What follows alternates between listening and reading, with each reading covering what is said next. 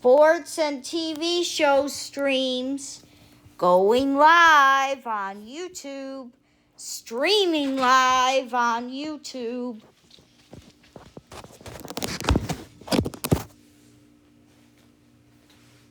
Oh, I think the camera's in the wrong direction.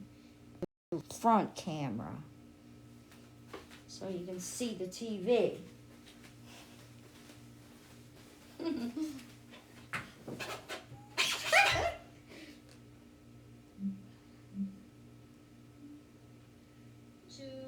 Streaming live on YouTube.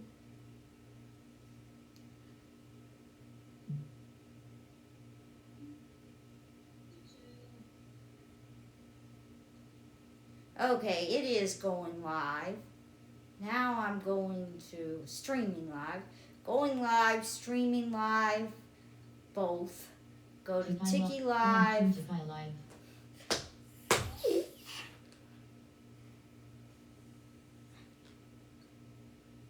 Account, Helki Taipan 1978, I buy Park Apartments Girl, reported.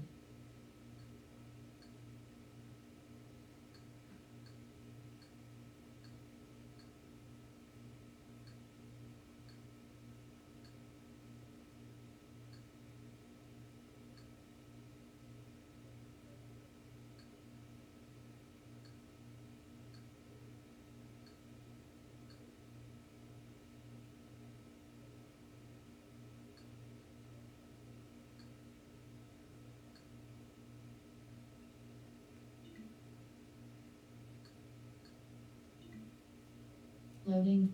Volume 27. Volume 32. Volume 40. I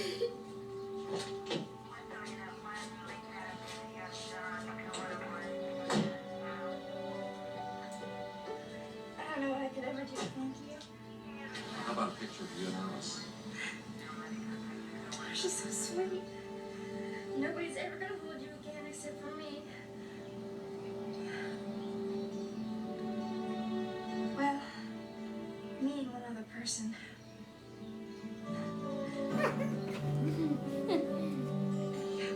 Watch the head.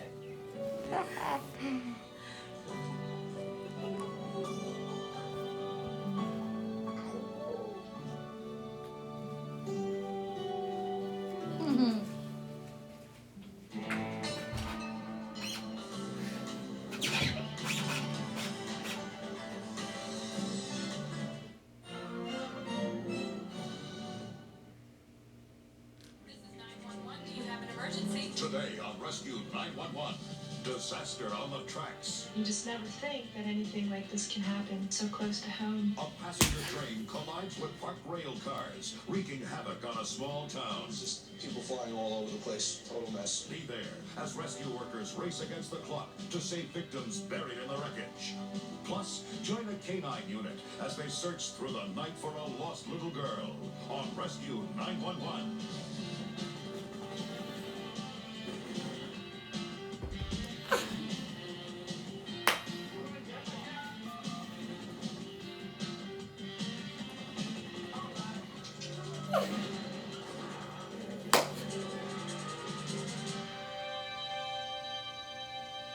Early one Sunday afternoon, outside Baltimore, Maryland, a devastating accident occurred that would mark hundreds of lives with tragedy, but inspire many more by bringing out the best in a group of strangers. Most of the footage you will see was taped as the events unfolded on January 4th, 1987. In the small town of Chase, Maryland, trains running through backyards are a fact of life. You hear the trains all the time, and they're going up and down, and you just never think that anything like this can happen, you know, so close to home. Some scientists figured out the amount of energy to hit this thing at 100 miles an hour. He said it was like a car going 2,500 miles an hour running into a brick wall.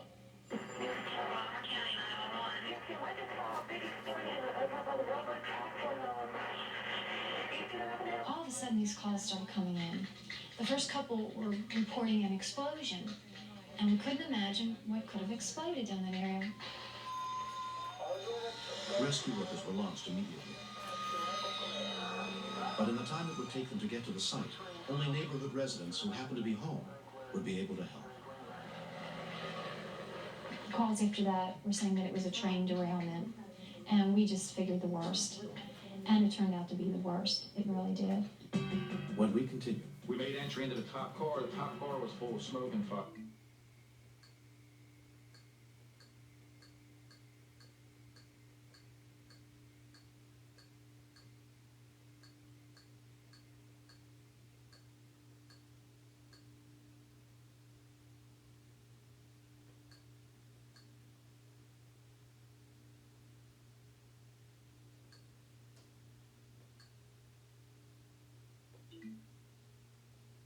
Get.tv.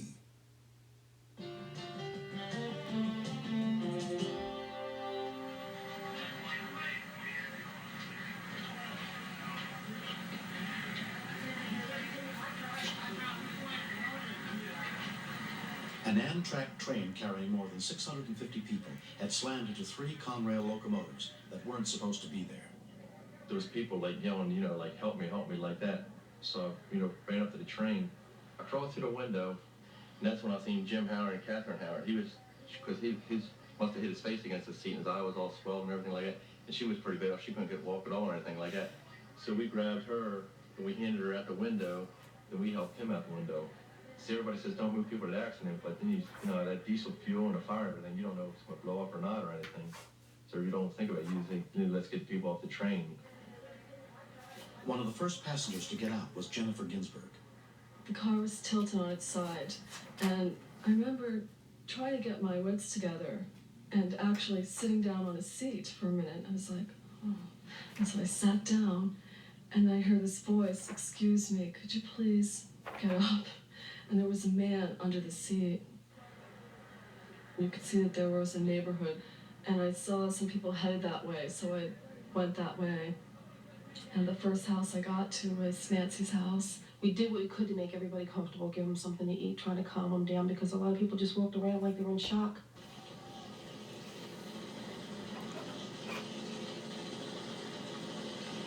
Minutes after the devastating accident, the first rescue workers began to arrive on the scene. One of the earliest was EMT Dennis Denbeck. When I arrived at the scene and made our way through the woods up to the actual wreckage, I was pretty overwhelmed by the magnitude of destruction to the train. I've never seen a train derailment of that magnitude before. Fire Captain Bob Hausman was one of the first to arrive. The locomotive that was on fire, that was like somebody had taken a box of train parts and sprinkled them all over this. I mean, there was pieces no bigger than 2 or 3 feet. That was the big piece left of this locomotive. We made entry into the top car. The top car was full of smoke and fire. We moved our way down through the car. It was extremely hot in there at that point in time. A lot of smoke. We couldn't see much of anything, but we could feel people grabbing at our boots, grabbing at our pants, grabbing at our hands. We could hear moaning of individuals. As many as 174 people were injured and needed treatment. The local emergency medical system was stretched to its limits. It was an incident that just overwhelmed you. You couldn't imagine trying to go in with this large number of casualties, trying to do any type of treating. It was a rapid type assessment moving on. Gary Warren was one of the EMTs. We were going ahead and utilizing triage tags, and the triage tags are determining a priority which we should transport the patients. Medic unit would drive in, pick the patient up, drive out the back, and then be sent to an appropriate hospital. Dr. James DeOrta helped put the disaster plan into effect at Franklin Square Hospital. I think we had close to 112 doctors at the hospital within probably 40 minutes. The place was running at max to handle a volume of patients, which we had no idea. We had no idea how many were going to be coming. One of my other crew members called to me knowing I was a paramedic and said, we have a patient trapped behind the locomotive. Fireman Walter Ambrose went to look after the 31-year-old man. Basically, he was alert and oriented. He talked with me, I talked with him. So I told him, I promised him, I said, well, number one, I said, we're here. We're going to take care of you. I will get you out of here. I have never failed to get anybody out before. I've been doing this business for a long time. I will get you out of here. Just trust me, and we'll get it done. The seriously injured were in the front few cars. The vast majority of passengers had walked away from the accident. From the first car, which was underneath the top car, we extricated 2 men. EMT Dembeck had become part of the crew being moved from place to place, wherever people were trapped. We were taken to another person that was trapped in the bathroom. We couldn't see her, but we heard her voice. And from that point, then we knew that we had to work on an extrication process to get accessibility to her, just to see, if she was hurt. We were breaking our jaws of life, our Hearst tool cutters, and things of this nature. We were having to go in and have these tools repaired at the scene, as well as pulling more heavy-duty equipment. And so that extrication took us probably at least 45 minutes to an hour, hour and a half for the extrication of her. As neighbor John Kerner watched, the woman trapped in the bathroom was finally pulled out of the wreckage. I remember this one lady in particular, the way they had the morgue down this side of the track set up, and the ambulances on this side. And I remember this one lady, they brought her out, they lowered her down, and you're hoping she goes to the ambulance. They brought her down, and she went to the ambulance. And we almost cheered that, here after all this time, somebody's come out of this alive. Night was falling, and they still had not managed to free the man pinned behind the locomotive. Day went on, the hours went on. Fred, I could see that he was getting more frantic. I kept trying to calm him down while I was doing the work. And then at some point, probably 3 hours or so into the operation, and we're working this man, and I've got to know this man for 3 hours. The cars shifted. Because the cars shifted, a decision was made for us to evacuate the premises. We were given orders. I didn't want to do it at the time. To this day, I still don't want to have done it. But we were ordered out. They were afraid that the place was going to collapse, and Fred was left hanging there. It wasn't long then after that Fred expired. 15 others died in the wreck, but more than 650 people survived. The next day, the cleanup began. A year and a half later, the scars are still fresh in the minds of the people who tried to help. It was sometime later, but it was finally I realized that no matter what I did to help the people that came to the house, there were people that had died that I couldn't help. Of most of the ones who died, they were alive when we got to them, and we didn't get them out.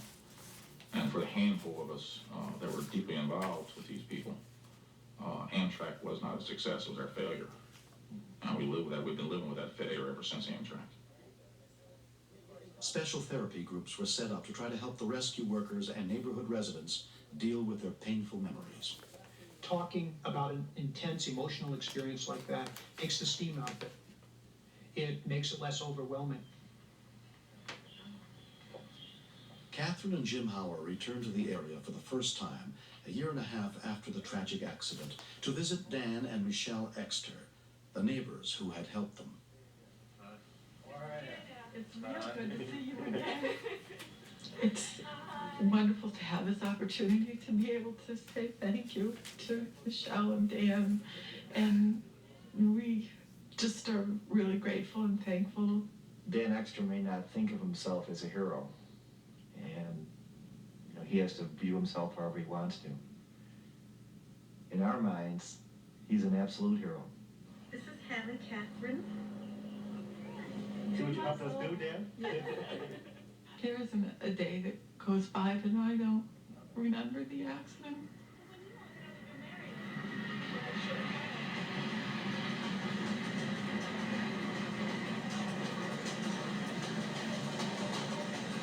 The impact is something that I never want to feel ever again. And I spent my life avoiding that, which is why I won't fly now. I don't ride in the train, and I like to stick as close to ground as possible and go as slow as I can. Want to go now? I don't know how you can do it.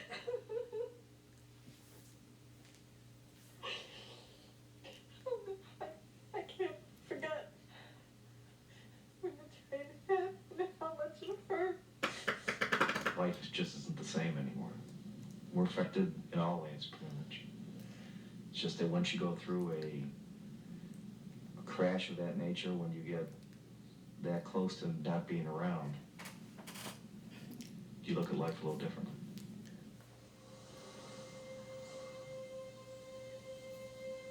Jennifer Ginsburg also came back to visit Nancy Clark, the woman who had taken her in after the crash.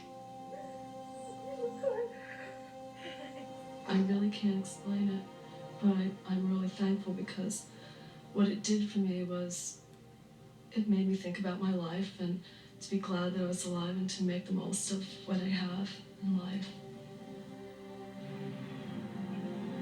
You know, knowing that, you know, so many people, you know, their lives were really changed, and it happened in our neighborhood. You know, I wouldn't want our neighborhood to be remembered as that's where my son, daughter, wife died. You know, I'd rather be remembered, you know, that's where people always tried to help us.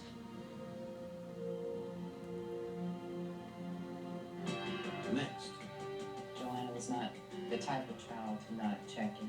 So I knew that something was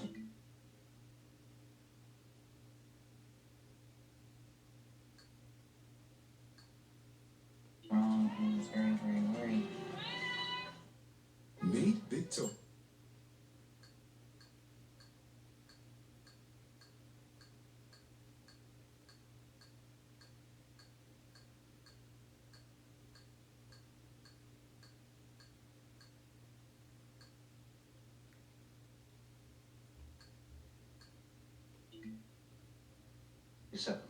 In a suburb of Richmond, Virginia, 8-year-old Joanna Chinnis disappeared. Joanna and the man at the lake that day are portrayed by actors, but the rest of the people involved have returned to help us tell her story. I think from the beginning, it was like being in a bad dream. Everything seemed to be in slow motion. it was a beautiful day, and Joanna Chinnis wanted to go fishing. She was new in the neighborhood, so she went by herself to the lake behind her house. Joanna was not the type of child to not check in. She's always really good about checking in. I didn't have to worry about her whereabouts. So I knew by 3 o'clock that something, you know, was possibly wrong, and was very, very worried. When Joanna didn't return, the Chinnis family began searching the neighborhood for her. But what Cindy and Carl Chinnis didn't know was that there was a stranger around the lake that day. Around 8 p.m., they called the police and reported Joanna missing. The Chesterfield police arrived within 10 minutes and were quickly joined by search and rescue squads, concerned neighbors, and special search dogs. And about 15 minutes later, special task force with the dogs had come to the house, and by that time I know there was at least 6 or 7 patrol cars out front. Nearly 100 people began searching for Joanna, concentrating on the lake where she had gone fishing. Rescue workers feared she might have gotten hurt, fallen in the lake, and drowned. They had brought in a dog that could sniff the top of the water for human scent. I knew she wasn't in the lake. I wouldn't accept it. The police told Cindy and Carl to stay home and wait in case Joanna called. I was scared. We both sort of hugged each other and said, God, you know, don't let anybody hurt Joanna. That was a long night. It was a long night for everybody. We were very grateful as far as the response of all the neighbors in the community that came out and stayed out all night.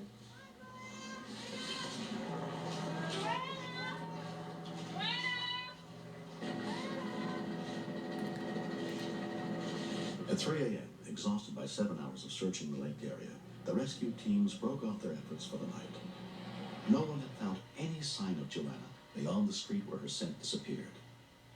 If you call it a premonition, I think that's what it was, of seeing Joanna just panicking in a car, in an automobile. So I took it that, you know, I accepted the fact that she had been affected, that somebody could take her. Imagine that was hard. And I told her, you know, don't say anymore.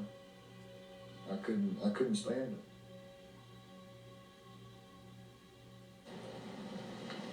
At At 6:30 a.m., more than 200 people and dogs began to search again, this time over a much wider area. Joanna had been missing for more than 15 hours. We have searcher information sheets being run up now, so we'll have pictures for you all to take with you on your task momentarily. Emergency medical technician Gene Harris was in charge of one search team. We continued to search throughout the morning.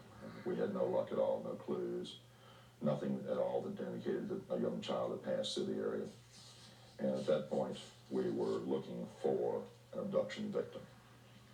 Brooks and her dog and Greg Peck went out to the Cornerstone Church area, and Beth and her dog and I went on a parallel grid to her in a lower swampy area. It was beginning to get dark when Brooks' dog, Buster, picked up a scent. I heard Brooks yelling over the radio, status 2, which to us means I found a victim and I need medical assistance. After 28 hours, Joanna was found lying in the woods, less than 2 miles from home. It was like being in a football stadium when somebody just made a touchdown and it was a big roar, and it was just a complete, relief that she had been found because the nightmare was over. It was finally over. But it wasn't over. Joanna was barely conscious and bloody from 3 stab wounds in her chest and 1 in her neck. They rushed to get her medical attention. We got a chest wound here. Hold her just a second. Okay, see what we got. Let's go away. Let's get going. At that point, she was holding onto my hand and just wouldn't let go. It was just squeezing as hard as she could. When I saw her, she looked so frail. I was afraid that she was going to die.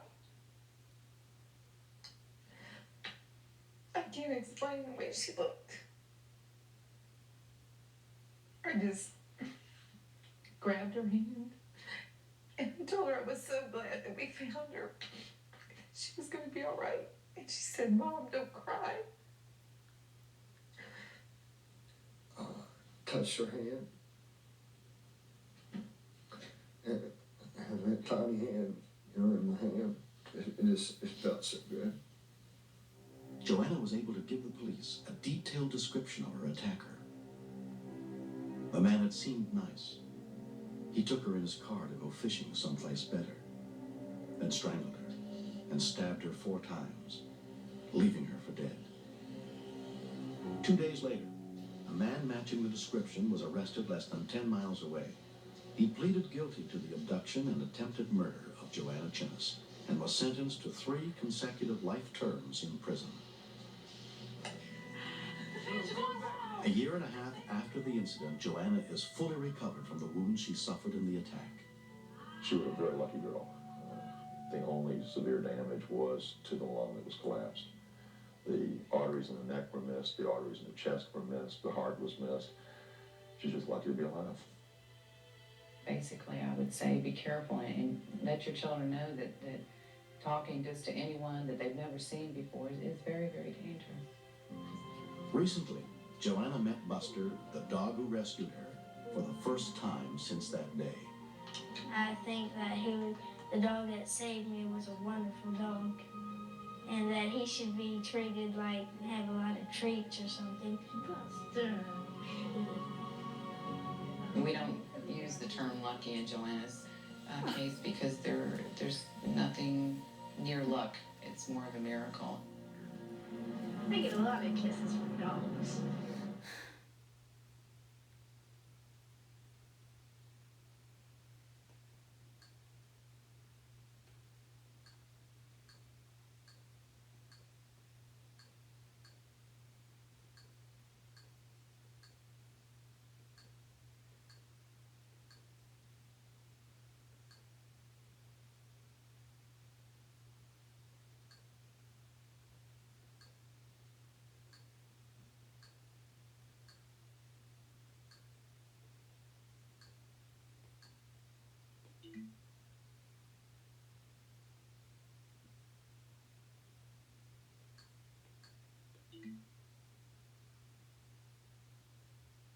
The arteries in the neck were missed, the arteries in the chest were missed, the heart was missed. She's just lucky to be alive. basically, I would say be careful and let your children know that talking just to anyone that they've never seen before is very, very dangerous.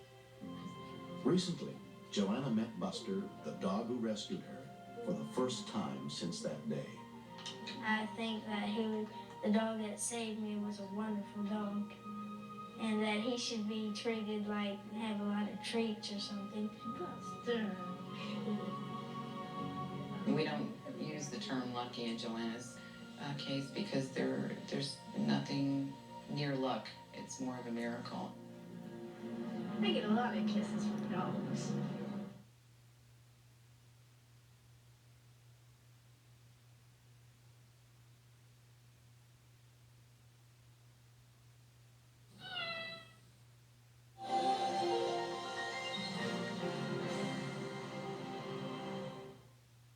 This is 911. Do you have an emergency? Today on Rescue 911, a hurricane named Hugo.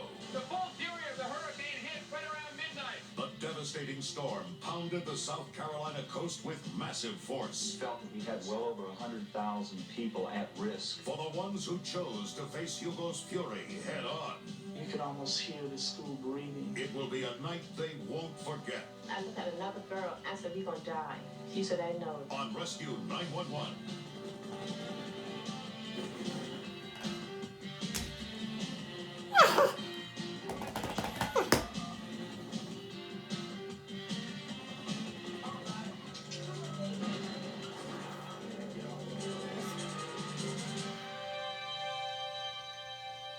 On September 21st, 1989, everyone in Charleston, South Carolina was either preparing for the approach of Hurricane Hugo or evacuating to escape its arrival.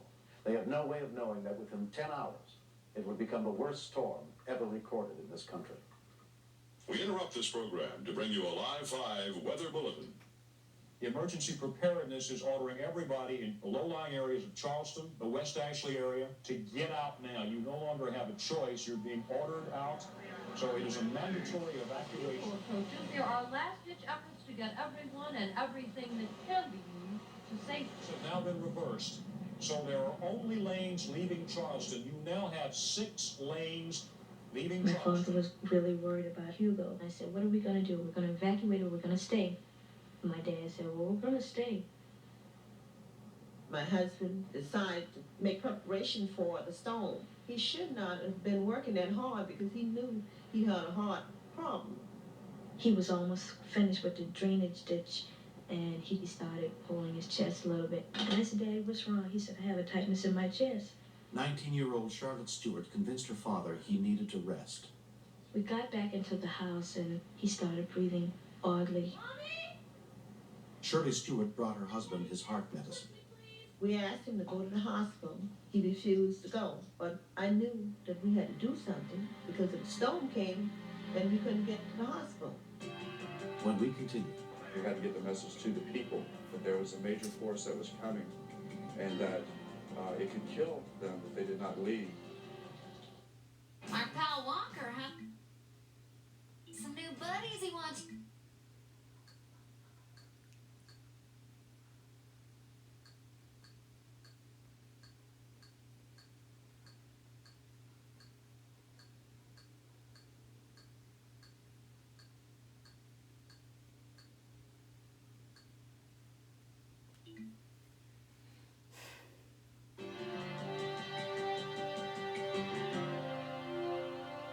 From the emergency preparedness office, let's go. Bill McCauley was the deputy public information officer that day. We had all kinds of media there. We had every major network, newspaper, radio, because we had to get the message to the people that there was a major force that was coming and that it could kill them if they did not leave. We have a news release from the shelter people from the American Red Cross. The shelter at Wando High School is filled to capacity. The Stewart women managed to convince Herman he needed to get medical attention. He was in pain, I could tell, but he would always try to hide his pain. Then he started breathing funny, and I touched him, and he collapsed. I was terrified. I was scared to death that my father was going to die. But 13-year-old Keisha remembered the CPR instructions she'd read on a calendar. I didn't know what I was doing. he started responding, I knew I was doing something right. I was surprised when I saw Keisha doing CPR. It was the best thing that could have happened in my life because she saved his life. Dennis Clark had prepared the hurricane evacuation plans. We felt that we had well over 100,000 people at risk from the storm. As Hugo neared Charleston, Herman Stewart was admitted to Roper Hospital and put in the intensive care unit. His wife, Shirley, could not stay. It was the most devastating time I've ever had in my life because I was worried about Hugo. I was worried about my husband, and they said I had to leave before the storm started. The hardest part about it was leaving him alone and not being there for him.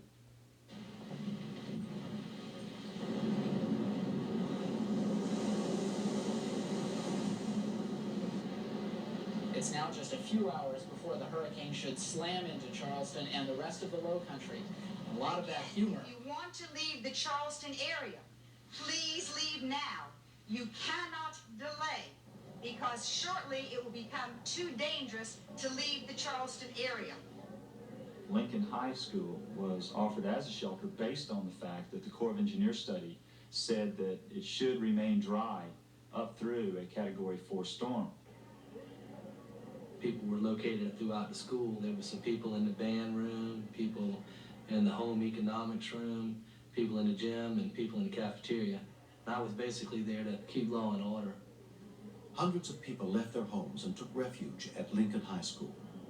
At that point, the wind was just rattling, whistling throughout the school. I mean, you could almost hear the school breathing.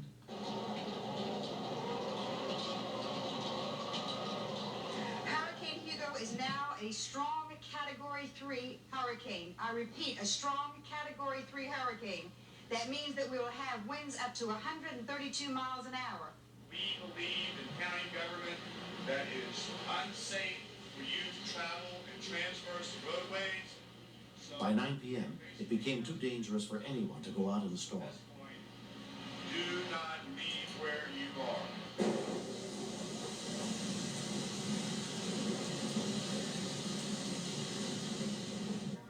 Among the people who had taken shelter at Lincoln High were Deborah Snyder and her family. I have a 16-month-old little girl, and we went on to the school. It was me and my other 3 sisters, my little nephew, and my little niece.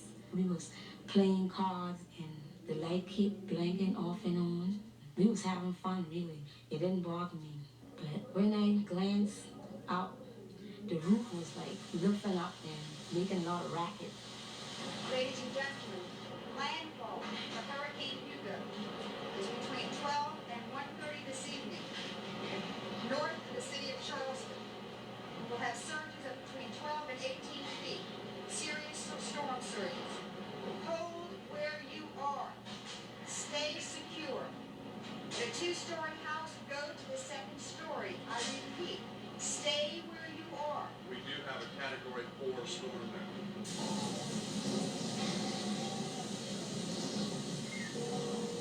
Anything you guys could do for a person with a roof fall? You got a house military to think they're part of that union. No, sir, there's no way we can get anybody out there right now. When the hurricane finally hit, the calls really started coming in. We had to tell them, you can't leave. You're going to have to stay right there until it's over now. You know, you don't have a choice. I understand that. It's a very solemn feeling to not be able to help when that's what you're committed to doing for the rest of your life. While Helen Moan worked at the 911 center, her 7-year-old son Darren was at a shelter with his godmother, listening to the shortwave radio. The children played all kinds of games. They explored the building. And every once in a while, we would all go to the back door and open the door and look out. At Roper Hospital that night, nurse Karen DiLorenzo Thames headed the intensive care unit. In the ICU, we have 14 critically ill patients that we know need to be taken care of. Mr. Stewart was admitted in the afternoon prior to the storm with a diagnosis of a heart attack. I'd say he was unstable at that point. The wind was whistling like I've never heard it before. Transformers were blowing up all over town. It's the most brilliant color aqua I have ever seen. At 9:40, the transmission system feeding Charleston failed. Roper Hospital was without power. But within seconds, its 5 emergency generators kicked in. In many parts of the hospital, lights were deliberately turned off, so power could be supplied to the areas that needed it most.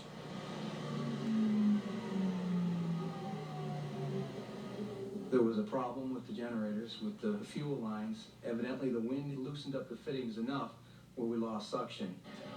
We knew we had a problem and we had to do something to resolve it quickly. If there wasn't any power, it could have been very dangerous to people in these critical care areas.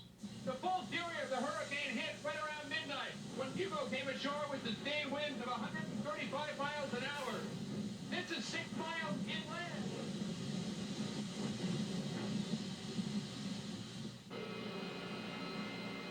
We realized someone was going to have to go out there and hand pump diesel fuel to those generators to keep them running.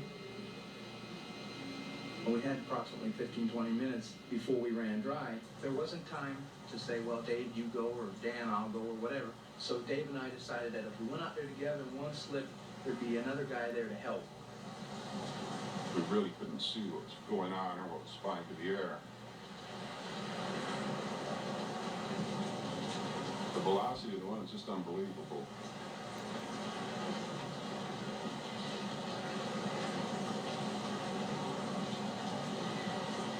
We had an extremely hard time. The wind ripping through there was probably 125 or 130 miles an hour. I'd have to pump about 15 minutes and they'd give me the okay signal. And I'd come back in again and I thought, well, that wasn't too bad. I'd probably do that 3 or 4 times.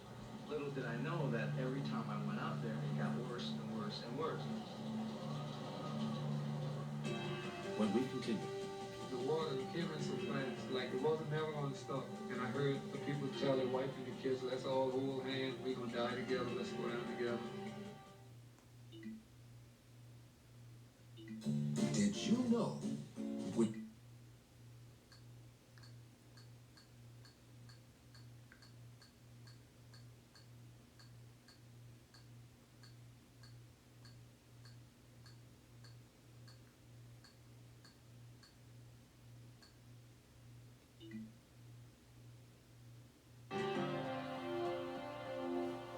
No one knew for certain how long Hurricane Hugo would last, nor how much damage it would do before its fierce winds were finally spent.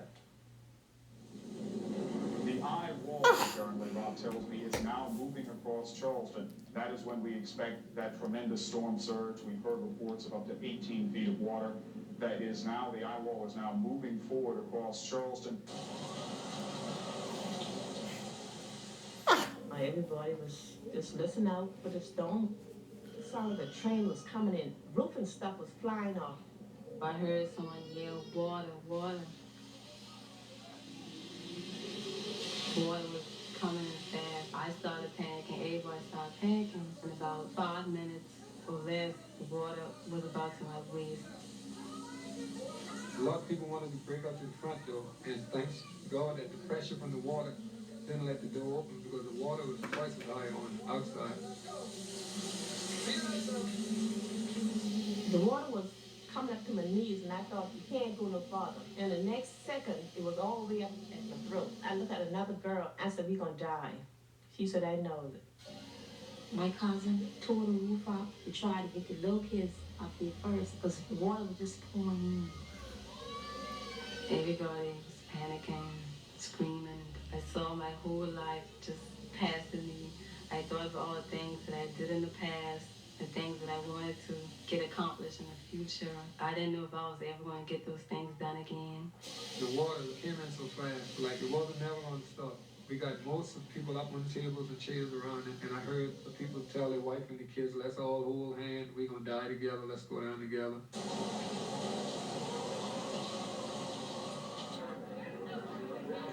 As the full force of Hugo slammed into Charleston about 11 p.m., it ripped part of the roof off the Emergency Preparedness Center. That is when it hit me that we were dealing with something that we had no control over. I think probably the most prudent thing that we could do is at least try to make it to the eye passes, or the eye is here, because we have winds that are now, I am sure, well over 100 miles an hour outside. It will pick up anything.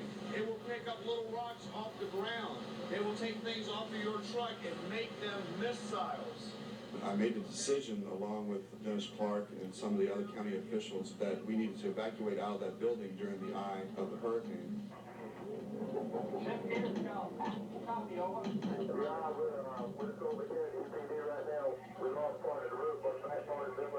When we heard that the roof had blown off the emergency preparedness building, Darren got upset because he figured that's where his mother was at. And he said, I just know my mama's dead.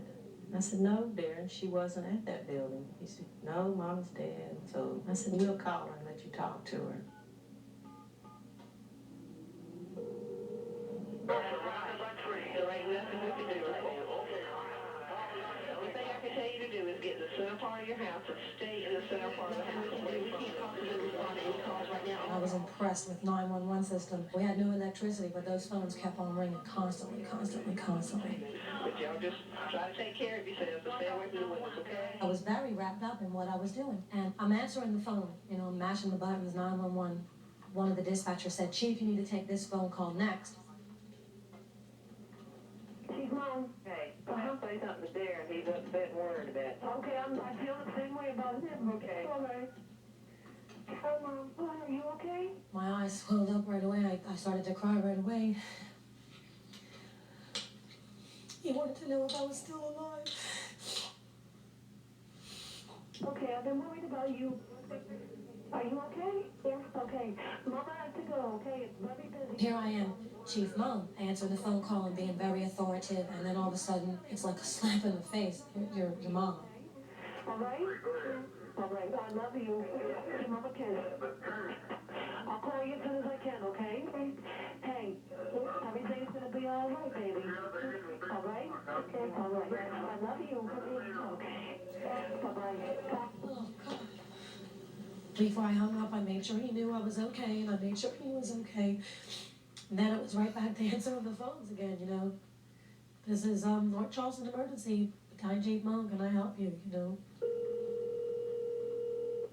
North Charleston 911, I bring one.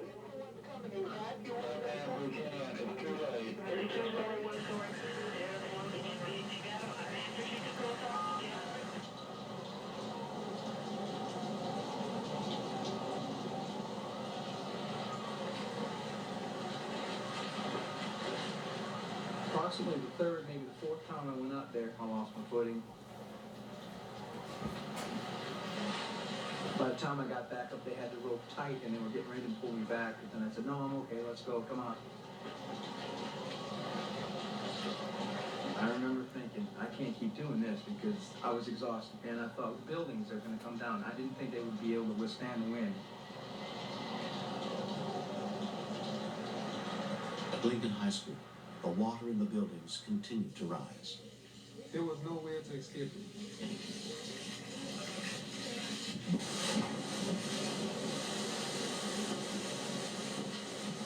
I went up on the windowsill as high as I could. And I looked outside and I was looking up at the water from my windowsill, and I saw the cars floating on top of each other outside. I thought the world was coming to an end.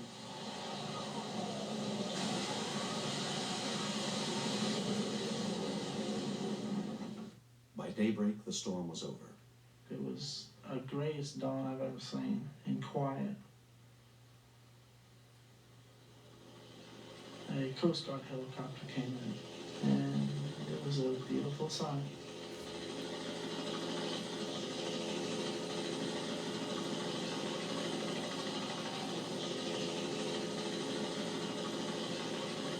Nobody knew what we went through at Lincoln High School. More than 1,000 people had been sheltered at the school when it flooded. I was thinking that it was going to be a lot of bodies that morning floating. If everyone died, I didn't want to live. Amazingly enough, everybody said that their family was accounted for. And I remember a couple over there holding a small infant baby. I asked them, you know, can I hold your baby for a minute? They gave me the baby, and I remember holding the baby, and I started crying. As the waters subsided the next day, the people of Charleston returned to find what was left of their homes.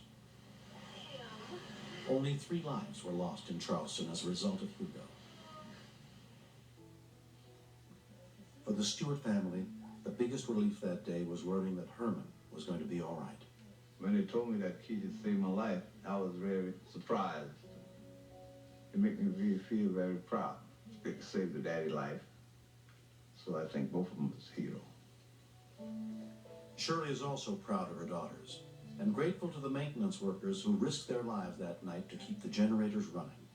I want to thank those men for what they did. Otherwise, my husband probably wouldn't be here today if they hadn't done what they did. May God bless them. This rope was secured around our waist with about 4 of the other maintenance guys around it. I'm proud of what I did, but I also have to feel for all the other guys down here that did just as much, if not more. So you can call me a hero or whatever, but if you do, you have to call the rest of the people heroes too. Disaster relief immediately began helping the thousands of people left homeless in the devastated city. Battalion Chief Helen Moan worked hundreds of hours of overtime in the next few weeks.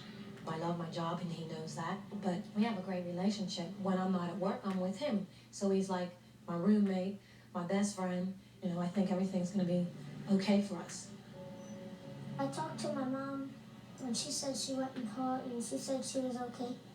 When we could go back and I could see my mom, that was the happiest moment.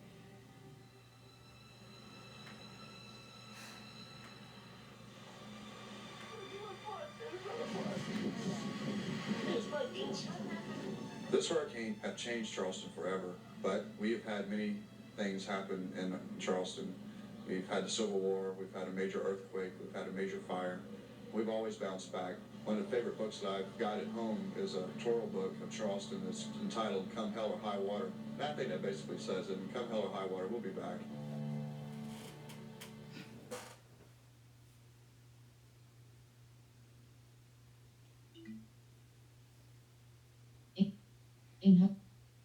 For more full rescues of 911 and full episodes of Flipper, the 1990s TV series, and the 1960s TV series, and for more full college gymnastics meets, hit the big red button and subscribe. Peace out, YouTube. Now I'm gonna see if we're still, yeah, it's still live. See if we're still, yeah, it's still live. See if we're still, yeah, it's still live.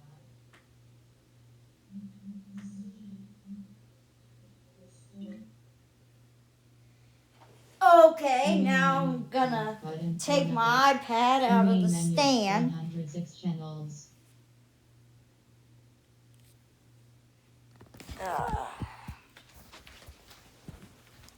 And what I do is I click on finish event and the video will stop.